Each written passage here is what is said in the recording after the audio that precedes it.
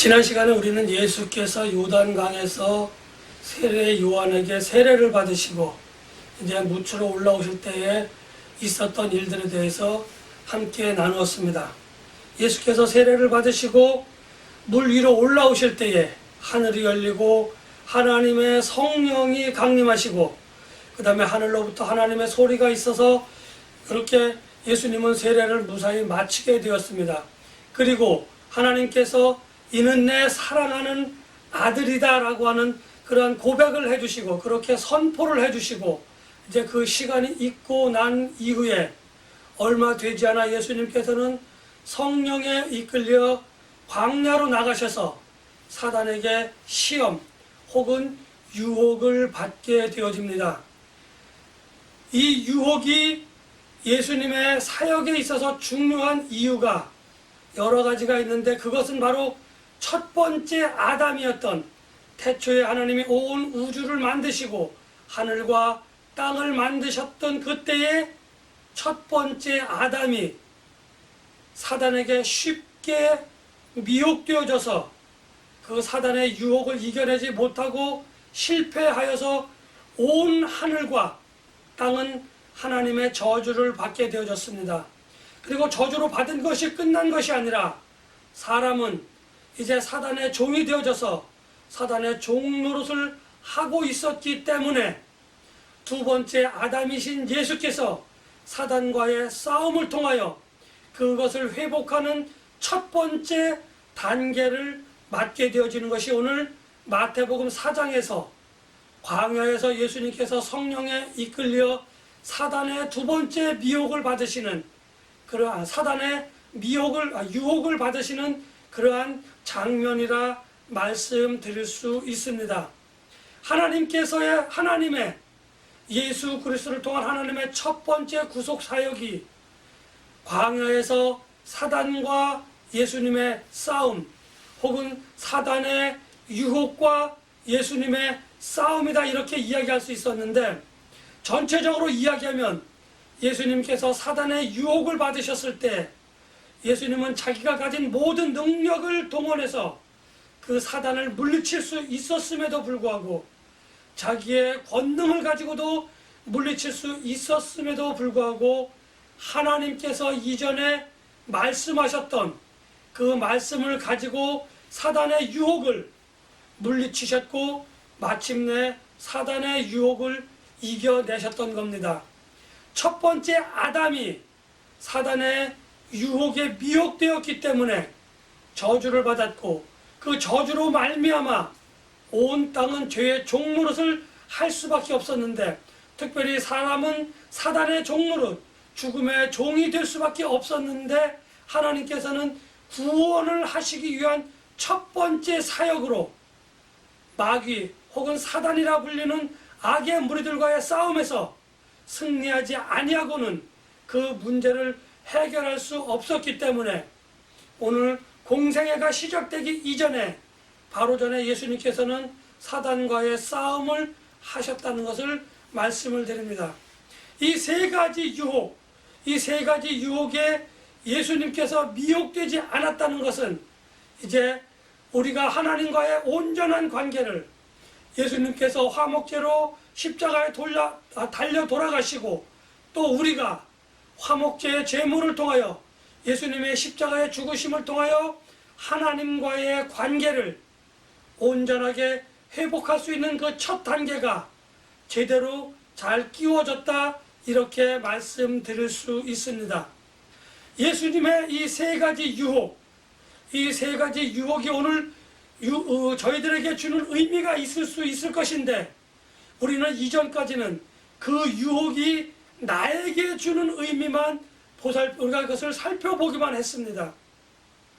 그런데 사실 이 세 가지 유혹은 나에게 주는 의미도 있지만 그것이 사단과 그것이 예수님과의 관계에 있어서 어떠한 의미가 있는지 우리는 그것을 지금까지 알아보려고 노력도 안 했고 이야기하는 사람들도 많지 않았기 때문에 저는 오늘 이 두 가지 내용 사단의 유혹이 우리에게 주는 의미와 사단의 유혹이 예수님께 왜 그렇게 해야만 했었는지 하는 그 의미를 알아보고자 합니다.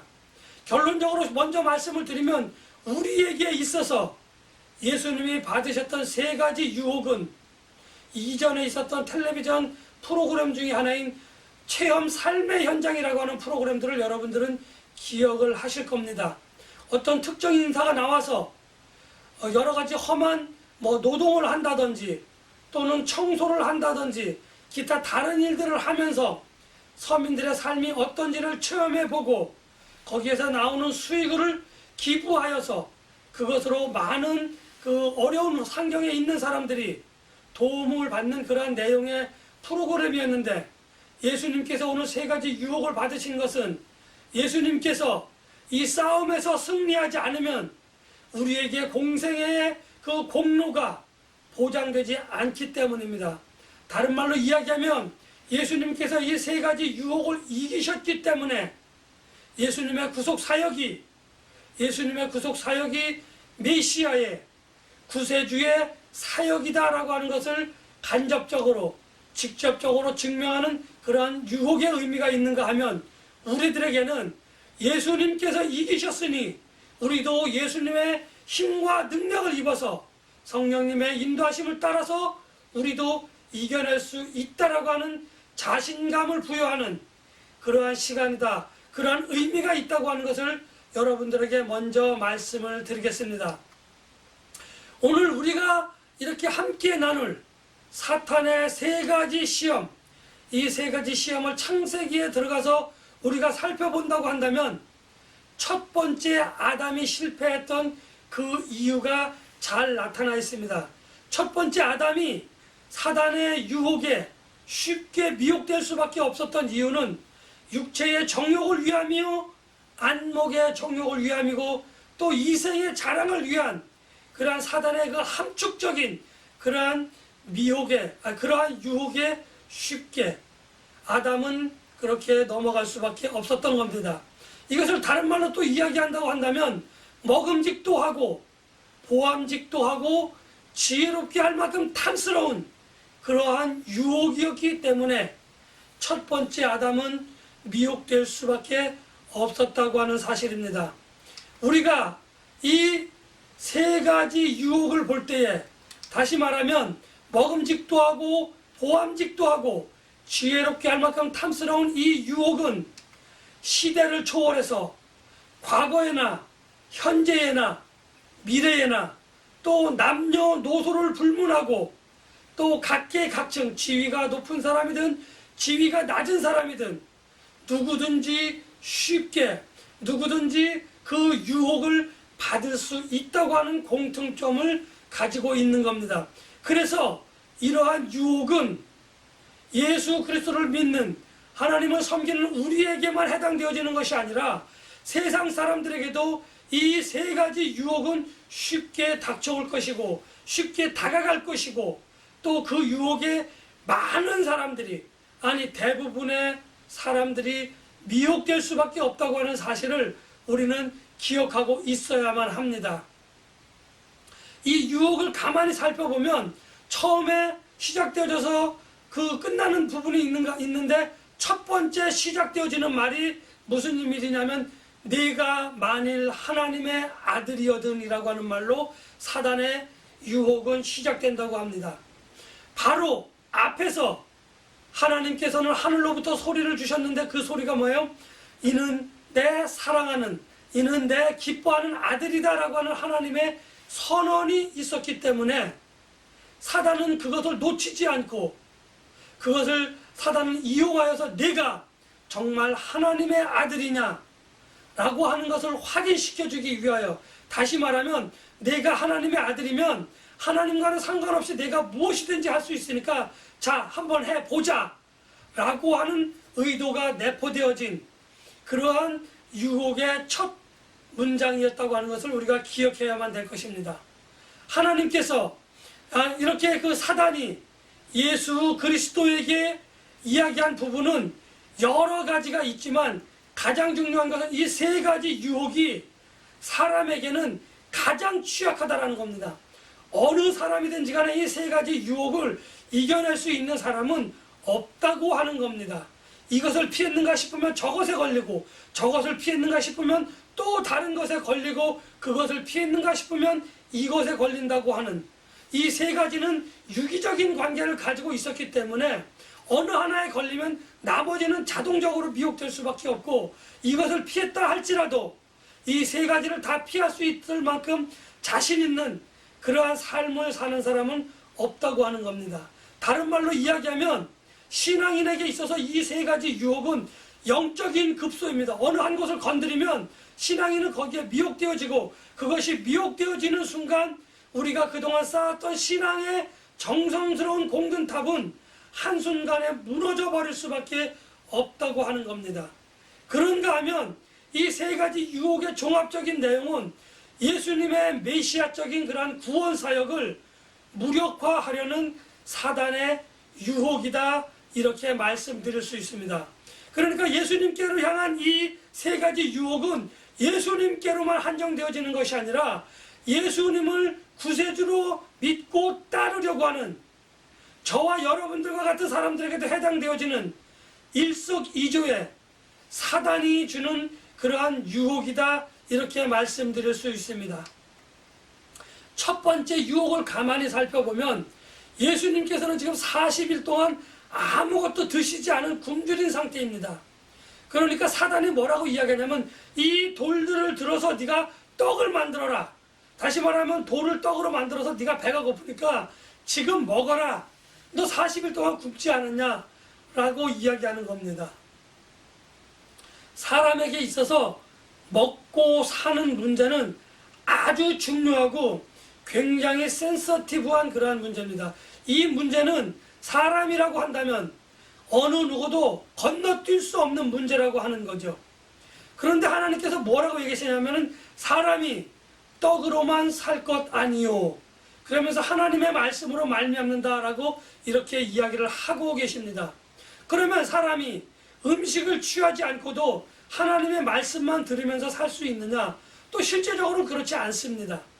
그렇다고 한다면 사단이 예수 그리스도에게 이 떡의 문제를 그렇게 제시한 이유는 예수님께서는 돌을 떡으로 만드는 건 사실 일도 아니에요. 그것은 그냥 예수님 말씀 한마디면 마치 물이 변하여 포도주가 되었던 것 같이 이 돌이 떡이 되어지는 것은 아무런 문제가 없는 겁니다. 예수님께서 하나님께서 예수님에게 주신 능력을 통하여 얼마든지 가능한 일임에도 불구하고 예수님께서는 돌을 떡으로 만들지 아니하시고 사람이 떡으로만 살 것이 아니다라고 하나님의 말씀을 선언해 버립니다. 사단의 실패가 되어졌죠. 사단은 예수님을 유혹하려고 하는 그 유혹이 예수님께서 미혹되지 않아 실패했습니다. 다시 말하면 하나님의 말씀이 없는 사람들의 삶, 저의 삶, 여러분들의 삶은 하나님이 보실 때 이미 죽은 그러한 목숨인 겁니다. 이미 죽은 삶인 거예요. 그가 육체적으로 살아있다고 이야기할 수 있겠지만 하나님이 주시는 영원한 생명을 가지고 하나님의 나라에 함께 들어가지 못하는 그러한 삶은 아무런 쓸모없다고 하는 그러한 삶을 오늘 이야기해주고 있는 겁니다. 그렇다고 한다면 예수님께는 왜 예수님은 돌들을 떡으로 만드시 아니하셨느냐 하는 문제에 봉착하게 되어집니다. 사실 이 문제는 예수님께 있어서 지금 예수님은 어떠한 것을 하시기 위하여 우리에게 오셨냐는 겁니다. 예수님의 성육신의 가장 큰 목적은 우리를, 여러분들과 저를 구원하시기 위한 구원 사역을 위하여 이 땅에 오셨다고 하는 사실을 예수님은 잊지 않으셨다는 거죠. 그래서 내가 배가 고프지만 나에게 주어진 능력으로 그 일을 할 수 있지만 내가 만약에 구원 사역보다 먹는 문제에 더 집착을 하게 되어진다고 한다면 내가 메시아로서의 하나님이 나에게 주신 사역, 내가 구세주로서의 하나님이 나에게 주신 그 사역을 내가 자칫 등한시할 수도 있고 내가 그 사역을 무시하고 먹는 문제에 몰입하게 되어진다고 한다면 하나님의 사역을 감당할 수 없는 그러한 지경에 이르기 때문에 예수님께서는 내가 비록 배가 고프지만 나는 아버지가 나에게 주신 사역이 더 중요하기 때문에 나는 지금 돌을 떡으로 만들 생각이 없어. 그것은 구원 사역보다 메시아로서 나의 사역이 더 중요한 일이요 라고 하는 그 말씀으로 사단의 유혹을 물리쳤던 겁니다. 오늘 저에게, 여러분들에게 하나님이 주신 그 사역이 어떤 것이 더 중요한 것인지, 어떤 것이 더 값진 것인지 한번 살펴보아야만 합니다. 그래서 우선순위를 내가 어디에 둘 것이냐라는 거예요. 이쪽에 치중하다 보면 이쪽에 등한시할 수 있고, 이쪽에 치중하다 보면 이쪽을 등한시할 수 있는데, 우선순위를 잘 정리하셔서 무엇이 먼저고 무엇이 나중인지 이 우선순위를 가지고 우리가 일을 정리하게 되어진다고 한다면, 이 두 가지 사역, 구원 사역을 위한 사역에 동참하는 것과 먹고 사는 문제를 우리는 지혜롭게 잘 해결할 수 있는데, 우리는 어느 한 곳에 치중하려고 하는 그러한 본능을 가지고 있다고 하는 겁니다. 이거를 다른 말로 우리의 죄성이다, 이렇게 말씀드릴 수 있습니다. 두 번째로, 사단은 예수를 성경 꼭대기에 데리고 올라가서, 자, 네가 뛰어내려라, 네가 하나님의 아들이면 천사들이 너를 받쳐서 내가 털끝 하나 상하지 않게 할 것이다 라고 사단은 예수를 유혹합니다. 예수님은 지금 엄청나게 좋은 찬스를 잡았어요. 왜? 성전 꼭대기에서 뛰어내렸을 때 수많은 천사들이 와서 예수가 정말 다치지 않게 예수를 잘 보필해서 땅 위에까지 무사히 내려오게 한다고 한다면, 예수는 메시아로서의 그 능력을 다른 사람들, 그것을 보고 있는 많은 사람들이, 와, 정말 참된 메시아로구나, 정말 능력이 많은 메시아구나, 저 사람이 구세주구나 라고 하는 그 인정을 받을 수 있는 좋은 찬스를 가졌지만, 예수님께서는 그 기회를 포기했다고 하는 겁니다. 지금 기사와 이적을 일으키고 하나님의 능력을 덧입어서 내가 메시아다라고 하는 것을 증명하는 그 사건이, 예수님에게는 그 일이, 예수님께는 그게 중요한 일이 아니에요. 왜냐하면 내가 그것을 행하지 않더라도 내가 메시아인 것은 분명한 사실입니다. 내가 구세주인 것은 분명한 사실이기 때문에 그러한 것이 필요가 없어요. 다시 말하면 기사와 이적과 이 모든 능력을 가지고 있다고 할지라도 그것이 구원사역과 상관이 없으면 그것은 아무런 능력도 아니고 아무 기사도 아니고 이적도 아니라고 하는 것을 예수님께서는 우리에게 말씀해 주시는 겁니다. 구세주로서의 명예, 구세주로서의 지위를 예수님은 포기하신 거예요. 그렇다고 해서 예수님이 메시아가 아니다? 우리는 이렇게 이야기하지 않습니다. 그렇다고 해서 예수님께서 구세주가 아니다? 우리는 이렇게 이야기하지 않습니다. 우리 많은 사람들이 사역을 감당하면서 자신의 능력을 과시해요. 자기가 가지고 있는 직분을 과신합니다. 자기의 능력을 과신하고 자기의 직분을 과신하다 보니까 그것이 하나님의 구원의 사역과 관계가 있는지 없는지도 생각하지 않고 다른 사람들에게 내가 목사인데, 내가 장로인데, 내가 권사인데, 내가 전도사인데, 내가 집사인데 이렇게 내세운다라고 하는 거죠. 그 직분은 교회 내외에서 일을 감당하기 위한 직분이지 하나님의 나라에서는 그것이 상관이 없다라는 겁니다. 내 자신을 내가 너무 믿고 과시하는 그런 직분이 필요한 것이 아니라 오직 하나 영혼 구원의 그 직분을 감당하기 위해서 내가 그것들을 내려놓을 수 있을 때에 하나님께서는 능력을 주시고 하나님께서는 더 좋은 찬스를 주셔서 그의 입술을 통하여, 그의 말을 통하여, 그의 생각과 행동을 통하여 온 땅을 구원하는 그러한 도구로 우리들을 사용해 주신다고 하는 것이 오늘 두 번째 유혹이 우리에게 주는 교훈이다, 이렇게 이야기할 수 있습니다. 그리고 마지막으로 사단은 예수님께 세상의 모든 부귀와 영화를 보여주면서 너 나에게 절해, 너 나만 경배해, 그럼 내가 이 모든 것을 다 줄게 라고 이야기합니다. 우리가 잘 알고 있는 이야기입니다. 온 하늘과 땅 위에 우리의 경배를 받으실 분은 단 한 분, 하나님 한 분밖에 없다고 하는 사실을 우리는 잘 알고 있습니다.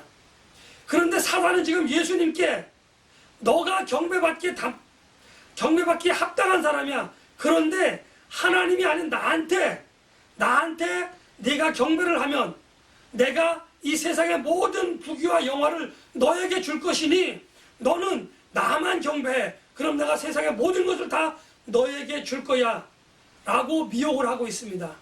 예수님께서는 분명히 알았어요. 내가 경배할 수 있는 유일한 그러한 사람은, 그러한 분은 하나님 한 분밖에 없다고 하는 것을 알고 너는 이제 물러가라 라고 이야기합니다. 많은 사람들이 신앙적으로 교회 내외서나 교회 밖에서 신앙 공동체의 어떤 사역 가운데 이거 누가 했어? 이거 누가 했어? 라고 물어보면 많은 사람들이 내가 했지. 그건 나 아니면 할 수 없는 사람이야. 할 수 없어. 라고 자신을 과시하게 되어집니다. 그러면 많은 사람들은 정말 너밖에 할 수 있는 사람이 없었네. 네가 최고야. 정말 잘했어. 라고 칭찬을 하게 되어집니다. 이 칭찬의 또 다른 의미가 아주 우리가 경배라고 이야기할 수 없을 수도 있겠지만 작은 경배고 하나님께서 받으셔야 할 영광을, 하나님께서 받으셔야 할 찬송을 하나님께 돌리지 않고 내가 취하는 오늘 세 번째 유혹에 빠지게 되는 그러한 계기가 되어진다고 하는 것을 우리는 알아야만 합니다. 많은 사람들은 신앙 공동체 안에서 사역을 하며 그 하나님께 돌려야 될 경배와 찬송, 영광과 감사를 이러한 형태로 나 아니면 안 돼 라고 판단하고 자기가 취한다고 하는 사실을 우리는 기억하고, 오직 경배를 받으실 분은, 찬양과 영광을 받으실 분은, 감사를 받으실 분은 하나님 한 분밖에 없다고 하는 것을 우리는 분명하게 기억해야만 합니다. 우리에게 주어지는 사단의 그 유혹, 그래 너는 칭찬을 받아도 마땅해, 너는 경배를 받아야 돼, 네가 했으니까 네가 그 소리를 듣는 것은 당연해 라고 하는 우리에게 그런 마음을 불어넣을 때에 우리는 그것을 하나님께 돌릴 줄 알아야 합니다. 사단아 물러가라고 하는 그 단호한 하나님, 단호한 예수 그리스도의 거절의 말씀은 오늘 우리들에게 좋은 귀감이 되어집니다. 하나님께로 향한 경배를 가로채라고 하는 그 사단의 미혹, 사단아 물러가라라고 하는 단호한 거절로 물리치시는 저와 여러분들이 되었어야 할 것입니다. 마침내 사단과의 싸움에서 두 번째 아담인 예수 그리스도는 승리하셨습니다. 그 승리는 여러분들의 승리이기도 하고 저의 승리이기도 합니다. 우리가 하나님 앞에서 이 세 가지 유혹을 통하여 어떤 자세를 취하여야 할지 오늘 여러분들은 함께 배웠습니다. 마땅히 경배와 찬양을 받아야 할 그러한 지위에 있는 메시아 구세주 예수임에도 불구하고 예수님께서는 모든 것을 영광과 감사와 찬양과 기쁨을 하나님께 돌렸다고 하는 겁니다. 자기 스스로가 높아질 수도 있었던 그런 찬스를 포기하고 하나님께 그 모든 것을 돌리셨다고 하는 겁니다. 다른 말로 말씀을 드리겠습니다. 예수님께서는 왕관을 취하지 아니하시고 예수님께서는 십자가를 선택을 하셨던 겁니다. 예수님께서 자기 자신을 낮추는 하나님의 말씀에 하나님이 주신 사역을 감당하기 위하여 자기 자신을 낮추는 그러한 모양을 취하셨고, 그러한 예수를 하나님께서는 온 세상 모든 뛰어나신 이름들보다도 더 높은 곳에 예수 그리스도를 올리셨다고 하는 그 사실, 이것이 하나님이 저에게 주는, 이것이 하나님이 여러분들에게 주는 위로와 소망이라고 이야기할 수 있습니다. 예전에 제가 청년 시절에 많이 들었던 이야기가 있습니다. No cross, no crown.